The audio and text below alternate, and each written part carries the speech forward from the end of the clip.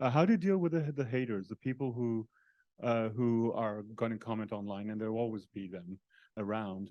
Those negative comments. Some of them can be quite hurtful. Some of them you might even be triggered. How do you even deal with that on a daily basis? Even I don't care. good one. I think it's really important not to care. But when we started the Japan Travel Awards, there were a lot of not hate. I wouldn't call them haters, but a lot of people would come to us and say, "Oh wow, Japan doesn't really have discrimination. Like, why would you have an LGBTQ friendly category? Or like, why accessibility is just 7% of the population?" Like people would just come with comments like that, like try to kind of put you down and like minimize what you're trying to do.